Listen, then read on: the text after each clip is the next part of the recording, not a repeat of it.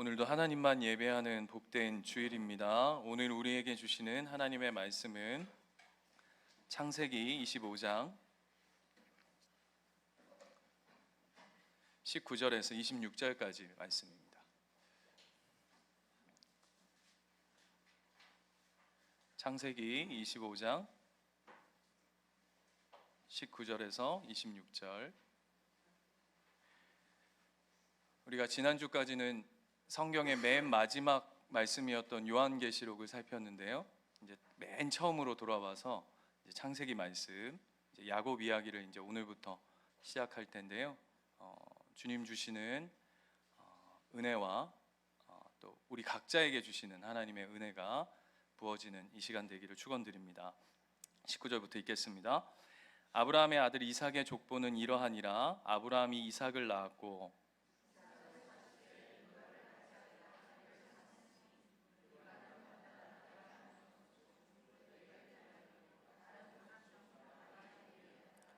이삭이 그의 아내가 임신하지 못함으로 그를 위하여 여호와께 간구하매 여호와께서 그의 간구를 들으셨으므로 그의 아내 리브가가 임신하였더니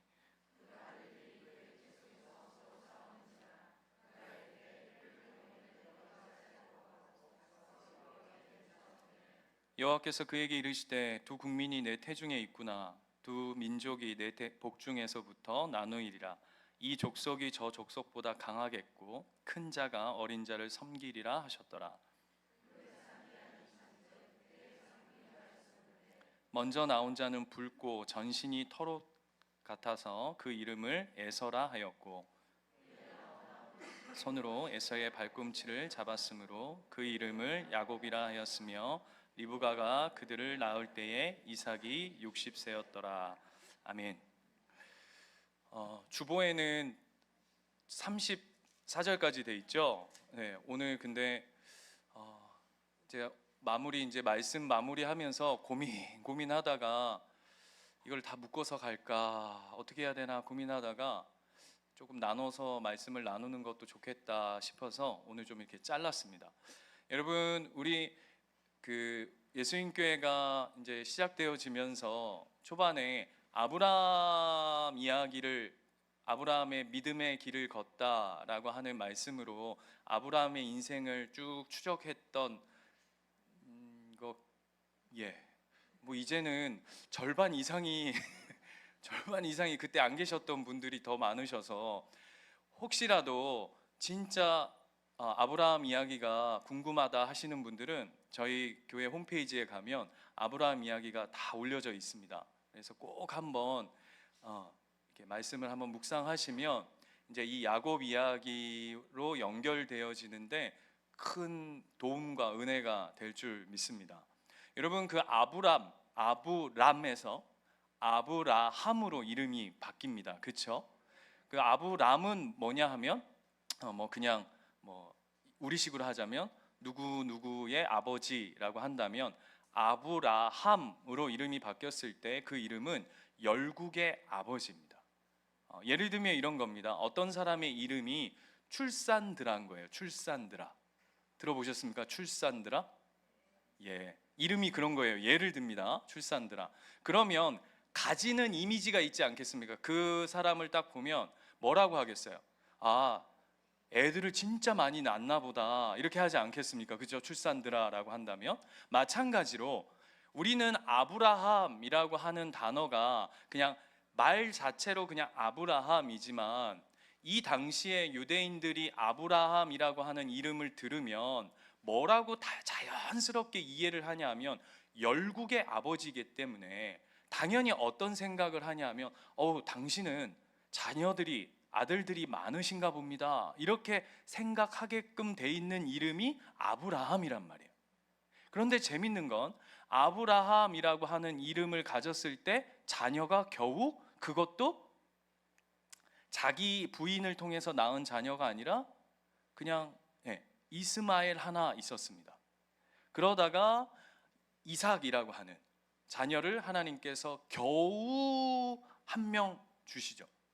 그러면서 그러면 아브라함 인생에 이 아브라함을 통해서는 그 민족을 이루겠다, 열국의 아비로 만들겠다 하는 약속이 아브라함에게서는 이루어지는 게 아니라 자연스럽게 그 이름을 듣는 사람이 그런데 아브라함이라는 이름을 가졌고 저 사람은 열방의 민족을 이루겠다라고 하신 하나님의 말씀이 심겨져 있는 인생인데 아들은 꼴랑, 죄송합니다 이렇게 표현해서 꼴랑 하나네 라고 한다면 이제 어떤 생각을 자연스럽게 해야 되냐 하면 이제 그 다음 때에 점점 가면서 하나님이 그 민족을 이루시겠다라고 하시는 그 약속이 이제 펼쳐져 가겠구나라고 하는 생각을 당연히 해야 됩니다. 여보세요? 예. 근데 지금 아무 생각 없이 이제 계시잖아요. 그죠? 그래서 이제는 어떤 싸움을 하냐 하면 이제 그 신실한 아브라함에게 주어졌던 그 약속이 누구에게로 이어져 가느냐라고 하는 게 아브라함과 이삭의 이 약속 가운데 아주 중요한 키워드가 되는 거예요. 그런데 저와 여러분은 이 본문을 수없이 읽었기 때문에 그래도 우리가 실력이 있어서 창세기에 아브라함, 이삭, 야곱, 요셉 정도는 알잖아요. 우리 중고등부 친구들 look at me. 우리 친구들도 아브라함, 이삭, 야곱, 요셉은 알잖아. 그러니까 그럼 다 아는 거예요. 우리가 기본적으로 깔고 이제 간다고 한다면 우리는 너무나도 익숙한 이름이지만 이 성경을 요 시점에서 이어가는 시점에서는 누가 이 하나님의 이 축복된 약속을 이어갈 것이냐 하는 것은 그 중심 가운데 핵심 중에 핵심이었어요. 그래서 오늘 본문을 보시면 그 위로 우리가 읽었던 19절 그 위로 가면 누구의 족보가 나오냐 하면 이스마엘의 족보가 나옵니다. 왜 이스마엘의 족보가 나오냐 하면 이스마엘은 아니고 누구죠? 이삭이잖아요. 그래서 어떻게 되어 있냐면 12절부터 한번 보시겠어요? 여러분 예수님께 오실 때는 성경책을 필참입니다. 그죠? 12절부터 보시면 쭉 얘기하면서 18절로 이스마엘의 족보가 그냥 끝이 납니다. 그냥 툭 끊어지는 거예요. 이제 이스마엘은 이러이러했다라고 하면서 이제 이스마엘은 관심이 없죠. 왜요? 여기로 이어져 갈 게 아니니까.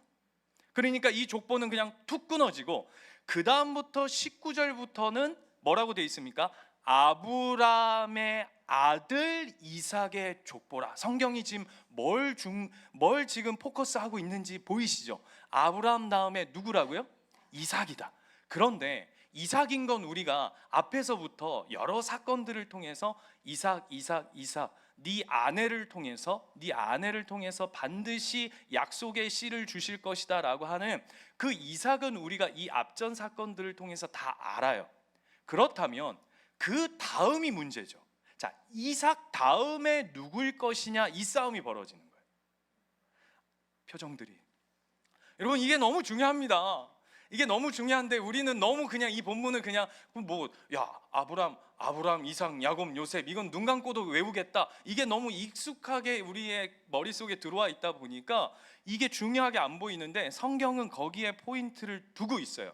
그래서 그렇게 시작한 이야기가 축복의 물줄기가 어디로 가느냐라고 하는데 자, 이걸 염두에 두시고 22절로 가볼까요?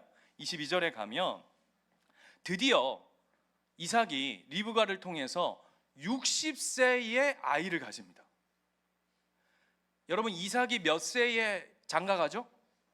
40세. 완전 노총각. 그 당시에 40세면 엄청 우리 40세도 노총각인데 지금 여태 40세는 더 노총각이란 말입니다. 그래서 이제 그때 장가를 가는데 첫 아이를 몇 살에 낳는다고요?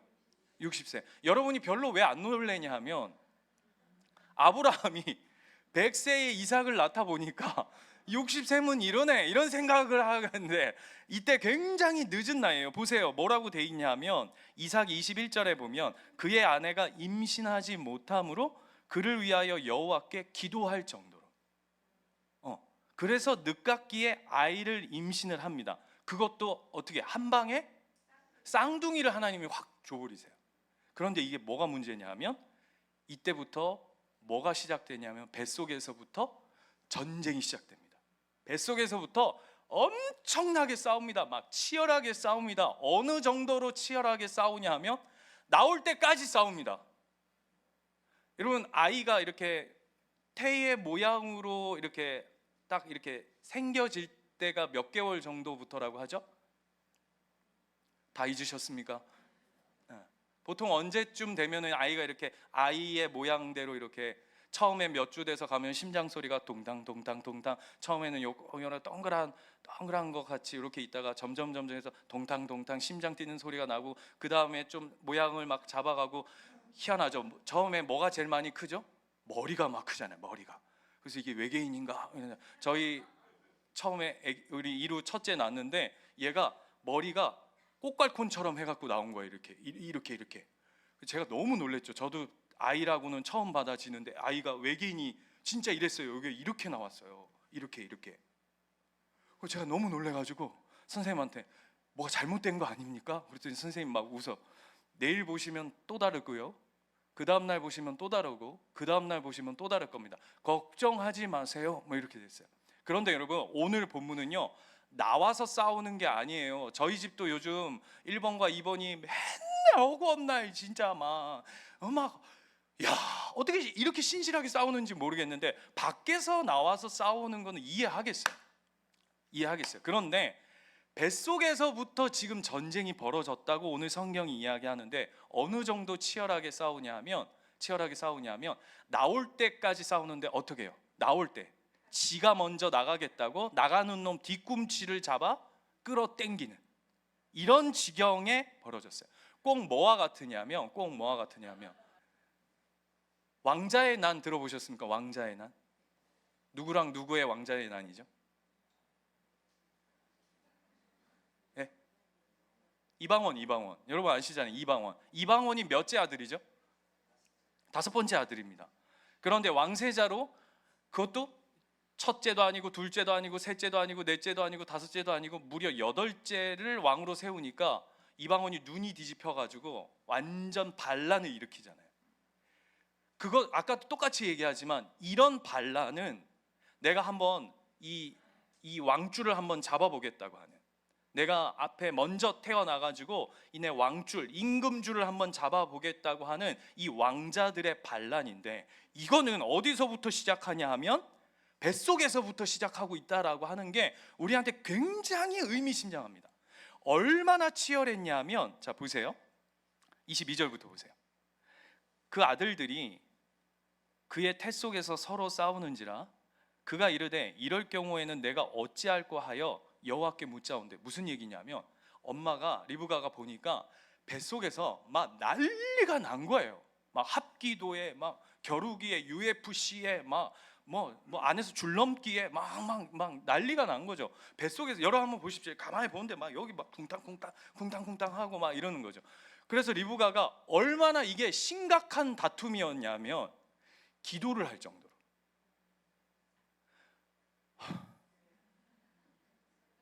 여러분, 태 속에 아이를 가지고 있을 때 여러분 어떨 때 보통 기도하죠?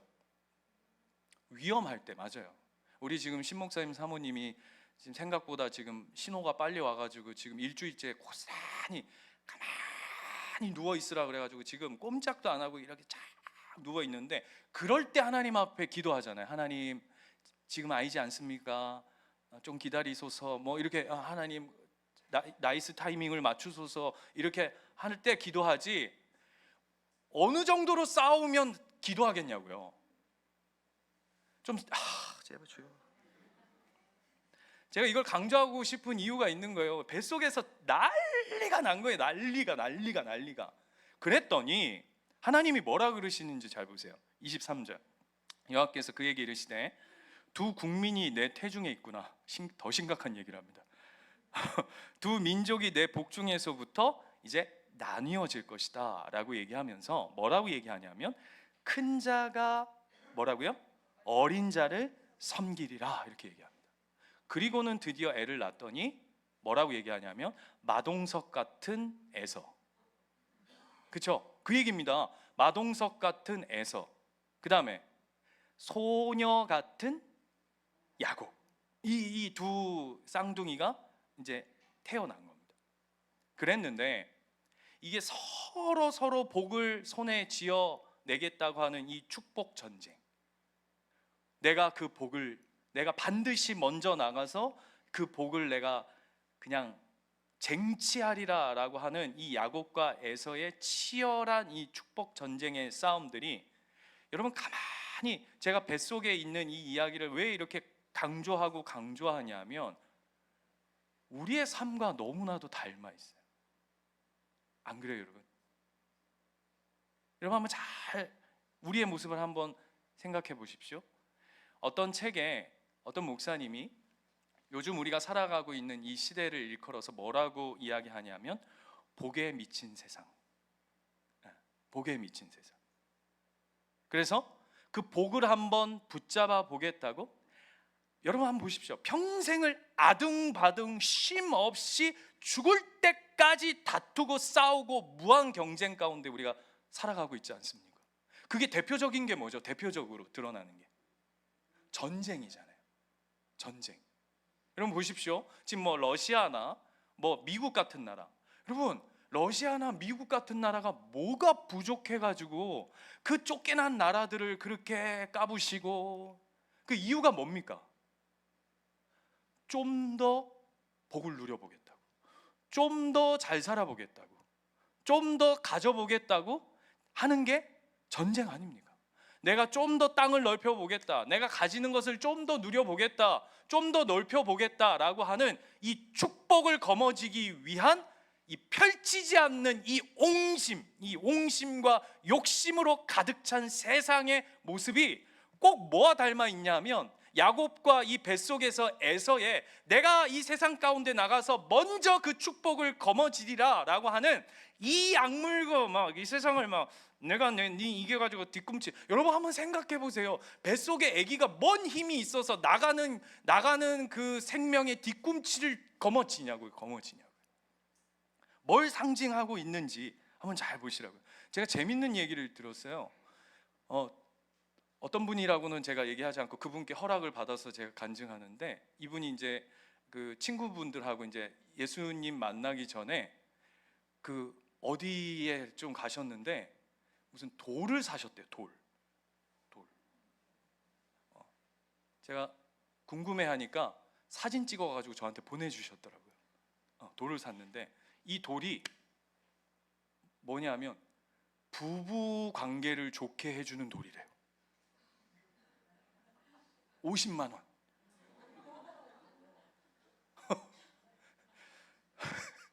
그 표정들이 한 5만 원 하면 사겠다 이런 표정이. 50만 원이래. 50만 원. 부부 관계, 이 돌을 가지면 이 돌을 그런 효능이 있다는 거예요. 그래서 그 돌을 샀대요. 한 분은 그 돌을 사고 한 분은 돌인데 그거보다 좀 싸대. 30만 원. 그 뭐냐, 그 돌을 가지고 있으면 똑똑해진답니다. 그래서 제가 물었어요. 성도님, 집사님, 그 돌 사서 그 돌 사신 친구분이 부부 관계가 좋아졌습니까? 웃어. 돌 사고요, 계속 전 보러 다닙니다. 왜요? 그 돌 사서 부부가 행복해졌으면 전 보러 다닐까요, 안 다닐까요? 안 되는 거죠. 여러분, 돌이 무슨 부부 관계를 좋게 합니까? 돌에서 막 거기서 막 이야 막 돌을 다 보고 있으면 거기서 주님의 은혜가 잘잘잘잘잘잘잘 막 흘러나오나요? 반석이시니. 제가 그래서 그분한테 뭐라 그랬냐면, 그분 전도해 오세요. 우리 교회에 돌이 있다고. 우리 교회에 놀라운 돌이 있다고. 우리 교회로 모시고 오라고. 그래서 그분이 누구예요? 무슨 돌이 있습니까? 반석이신 예수 그리스도께서 계시다고. 우리의 반석 대신 교회로 모시고 오세요 그랬어요. 여러분, 이토록 우리의 삶이 복이라고 하면 내가 뭔가 행복해야 된다고 하는 생각 속에 사로잡혀서, 여러분 우리의 삶도 우리의 일주일만 한번 되짚어 봅시다. 내가 이걸 가지면, 이걸 누리면, 이걸 붙잡으면, 내가 이거를 사면 행복할 것이라고 하는 수많은 생각 속에 우리의 삶이 낭비되고 허비되고 있진 않은지. 그런데 오늘 본문이 참 저는 재밌는 게, 여러분 한번 잘 생각해 보세요. 이제 오늘 이 일 때문에, 이 일로 시작되어져서 야곱의 인생이 아주 파란만장한 삶으로 연결되어집니다. 그죠? 이제 이렇게 돼가지고 다음 주의 이야기를 보면 막 뒤집어져 가지고 아버지 속이고 해가지고 형한테 죽을까 싶어가지고 라반 삼촌네 갔다가 20년 뺑뺑이 돌고 그 사이에 어머니는 돌아가 버리시고, 어머니가 뭐라 그래요? 너 잠깐 가 있어라. 너 잠깐, 지금 니네 형이나 아버지한테 걸리면 너 뼈도 못 추리니까 괜히 여기서 얼쩡거리지 말고 니네 삼촌네 잠깐 피신 가 있어 라고 하는 게 20년이 됐어요. 20년. 그래서 그 사이에 어머니 돌아가 버리시고, 물론 자기가 거부가 돼서 돌아왔지만 그리고도 또 이 땅 가운데 여러 문제들, 여러분 아시지만 야곱이 제일 이 고향 집으로 돌아오는 것에 제일 어려웠던 게 뭡니까? 누구였어요? 에서에서. 그러니까 야곱의 인생에 평생토록 어렵게 됐던 그 시점이 어디냐면 이때란 말이에요. 그렇죠? 근데 저는 이게 이해가 안 가는 게, 저는 이런 생각을 했어요. 뭘 하나님이 이제 리브가와 이삭이, 하나님 여기서 막 난리가 났습니다. 지들끼리 막 싸우고 지금 뭐 난립니다. 이거 어떡합니까? 라고 하면 이렇게 골치 아픈 일을 만들 필요가 없고, 하나님 이렇게 얘기하실 필요 없죠. 큰 자가 작은 자를 섬길 것이다 라고 얘기할 필요 없이, 여러분 한번 생각해 보세요. 야곱부터 태어나게 하면 되잖아요. 안 그, 여보세요?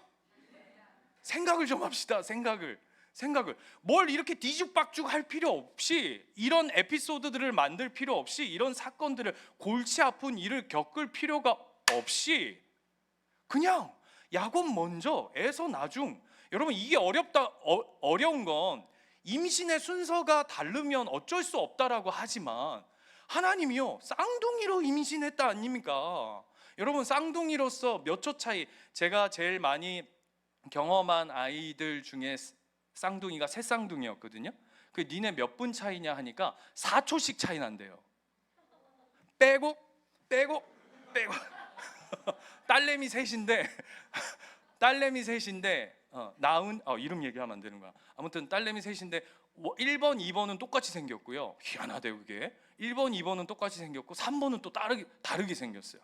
그래서 3번이 늘 왜 나는 다르게 생긴 거예요? 뭐 이러면서, 아무튼 고등학교 때 제가 그렇게 아이들을 봤는데 4초 차이래요. 여러분 하나님이 4초를 못 바꾸십니까? 40년도 바꾸시는 분인데 뭘 이런 일을 만드시냐고요. 이유가 있는 거죠. 하나님의 목적이 있는 거죠.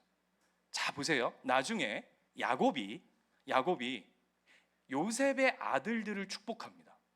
그쵸? 누구와 누구죠? 에브라임과 므낫세. 그런데 누가 형이에요? 므낫세가 형입니다. 그래서 처음에 야곱이 축복하기 전에는 이름의 순서가 므낫세, 에브라임 이렇게 갑니다. 그런데 야곱이 어떻게 축복하죠?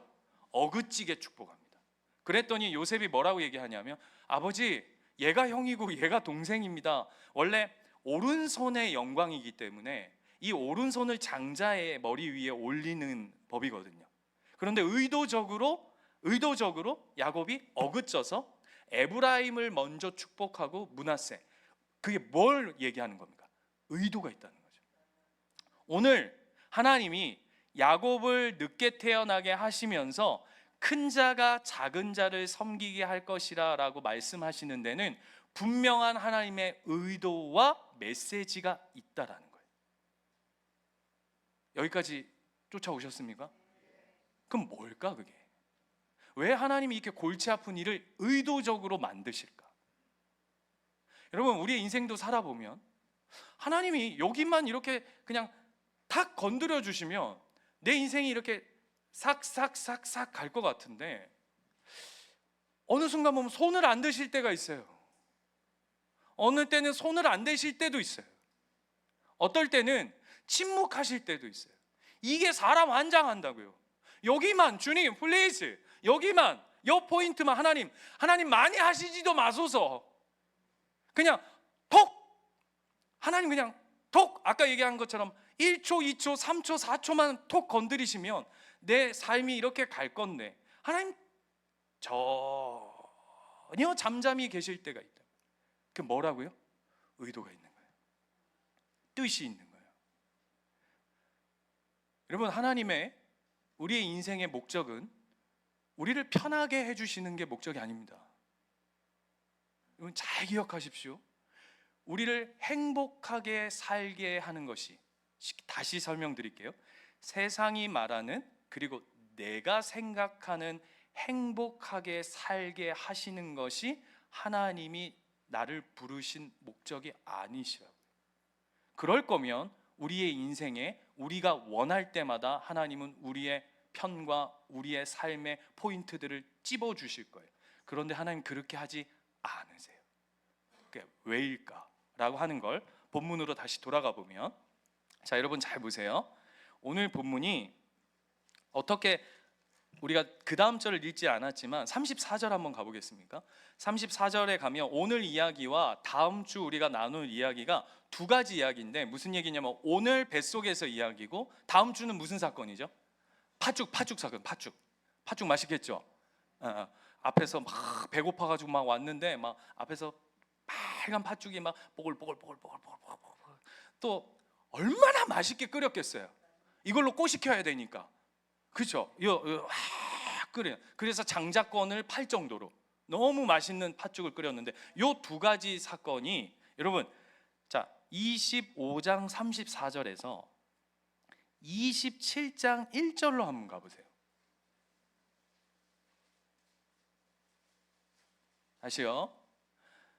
창세기 25장 34절, 그러니까 두 가지 이야기라고 그랬어요. 오늘 뱃속에서 싸운 이야기와 그 다음에 장자권을 팥죽으로 팔아 넘겼던 이야기, 두 이야기와 그 다음 이야기가 이제 27장으로 이어져 가보면 27장 1절이 이렇게 돼 있어요. 이삭이 나이가 많아 눈이 어두워 잘 보지 못하더니 맏아들 에서를 불러 이르되 내 아들아 하매 그가 이르되 내가 여기 있나이다 하면, 훨씬 이야기가 자연스럽게 스무스하게 이어져 갑니다.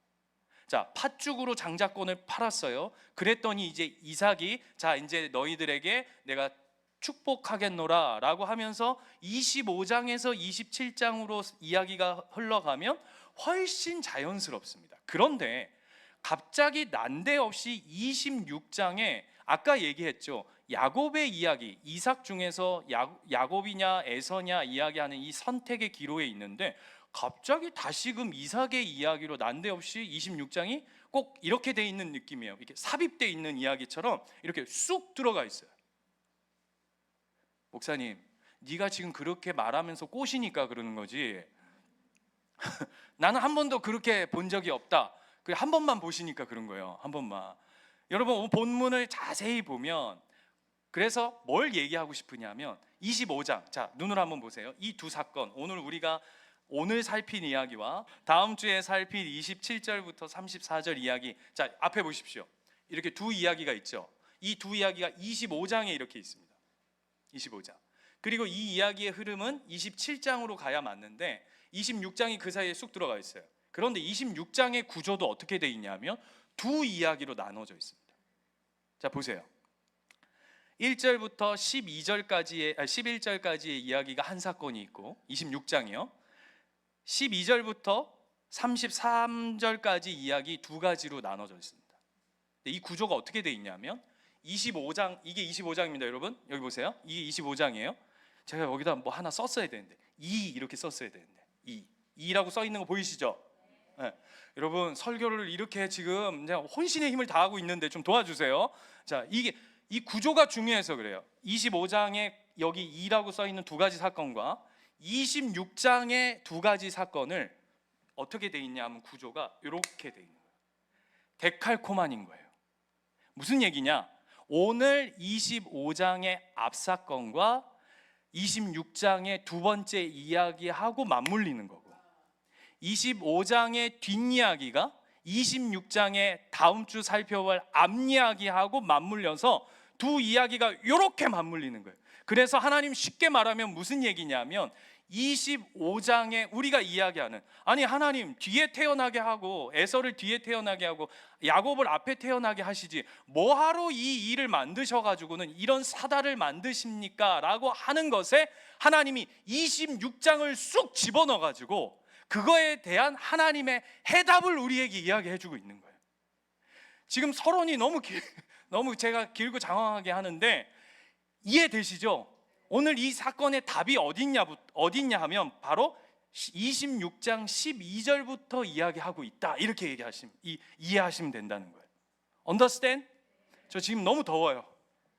지금 너무 더워가지고 막 자켓을 벗고 싶은데, 어쨌든 자, 요거 이해하시면 되는 거예요. 25장과 26장이 데칼코마니여서 이렇게 딱 묶여 있는데 25장을 26장으로 하나님이 풀어내 주신다. 그 이야기의 핵심이 오늘 뭐냐 하면, 자, 들어보십시오. 이삭이 똑같이 그 하나님 주신 땅에서 흉년이 옵니다. 그러니까 어디로 가냐 하면 블레셋으로 내려갑니다. 어디서 많이 보던 그림이죠. 누가 그렇게 했죠? 아브라함이 비슷하게. 근데 지역이 다르죠. 아브라함은 어디였습니까? 애굽이었고, 이게 여기는 이삭은 블레셋이었어요. 블레셋으로 내려갔는데, 거기 내려가서 아비멜렉하고 이야기의 에피소드는 다음 주 이야기고, 그 다음 이야기가 뭐냐 하면 오늘 이야기의 답인데, 오늘 이야기의 답이 뭐냐면, 그렇게 내려갔더니 아비멜렉이 딱 보니까, 아니 저 윗동네에서 살다가, 쉽게 말하면 우리식으로 하자면 다른 지역에서 다른 나라에서 살다가 어디서 이게 이민은 왔는데 잠깐 머물겠다고 그 외국인 노동자 같은 애들이 왔는데, 처음에는 별 볼 일 없던 것 같더니 점점 이게 세력이 점점 커지는 거예요. 그러니까 아비멜렉이 보니까 이게 굉장히 신경 쓰이거든요. 그러니까 아비멜렉이 이삭한테 뭐라 그러냐면, 너 다른 데로 가라. 너 다른 데로 가. 신경 쓰인다. 껄쩍하다. 저쪽 가라. 여기 우리 나아바리에 있지 말고 다른 데로 가라, 이래요. 그랬더니 이삭이 어디로 피하냐면, 그 블레셋 지역에서 조금 내려오면 그랄이라고 하는 데가 있습니다. 그랄. 그러니까 어디 절로 가라. 그러니까 어떻게 한 거야? 그랄로 갈게요. 그랄로 해서 온 겁니다. 예, 죄송합니다. 예, 그랄로 온 겁니다. 그랄로 왔는데, 그랄로 왔더니 와봤더니 동네에 예전에 아버지가 아브라함 때 판 우물들이 이렇게 있는 거예요. 그때 그 이름 그대로 있는 거예요. 와, 야, 대단하다. 그렇게 본 거죠. 그래서 이삭이 아브라함에게 팠던 그 우물물을 다시 팝니다. 다시 파요. 그랬더니 아니나 다를까 거기서 우물물이 빵 터져 나옵니다. 여러분, 이 당시에 물이란 뭐와 직결되어 있죠? 먹고 사는 문제, 사느냐 죽느냐를 결정하는 일입니다. 흉년이 들어서 블레셋 땅으로 내려왔다는 건 다른 문제가 아니라 물이 없어서 내려왔다는 얘기란 말이에요. 그런데 그랄 땅에 쉽게 말하면 깃발을 빵 꽂았더니 물이 빵 터져 나온 거예요. 그게, 자 보세요, 20절부터 보십시오. 26장 20절. 그랄 목자들이 이삭의 종들이 골짜기를 파서 샘 근원을 얻었더니, 그랄 목자들이 이삭의 목자와 다투어 이르되 이 물은 우리의 것이라 하매 이삭이 그 다툼으로 말미암아 그 우물물을 에색이라 하였다. 이름 잘 졌죠? 에색. 이런 에색. 이래가지고 그 이름의 뜻이 뭡니까? 다투었다는 얘기예요. 우물물이 딱 터져 나오니까 그랄 땅 사람들이, 야, 이거 원래 우리 거야. 왜 어디서 그지 같은 것들이 와가지고 이거 남의 땅에다가 말뚝박고 이거 물을 퍼마시고 난리야. 저리 가! 한 거예요. 그래가지고 이삭이 그냥 있던 걸 두고, 자, 여러분 같으면 어떻게 하시겠어요? 에? 어떻게 하시겠습니까? 여러분 같으면? 에? 1번 멱살잡이. 야, 네가 파봐라. 네가 파봐라. 네가 파면 물 나올 줄 아나? 내가 팠으니 나오지. 네 파봐라. 아니면 그러면 좋다. 내가 이거 땅 판 수고비는 줘라. 아니, 상식적으로 한번 생각해 보세요. 물 팠는데 비키라 하면, 그러면 좋아. 나도 다른 데 가서 또 수고로 해야 되니까 여기 물판 우리 수고비는 좀 줘라. 뭐 이렇게 딜을 한다든지 하지 않겠습니까? 근데 이삭이 어떻게 하냐면 고스란히 남겨두고 떠납니다. 그 이야기예요. 그리고는 또 우물을 팝니다. 그랬더니 이름이 뭐죠? 신나예요. 신나에서 신나게 물이 다시 터져 나옵니다. 이름이 뭐죠? 그런데 또 여기도 와가지고 다툽니다. 네 거 내놔라, 내 거 내놔라, 야 내놔라 막 합니다. 그랬더니 이삭이 또 피합니다.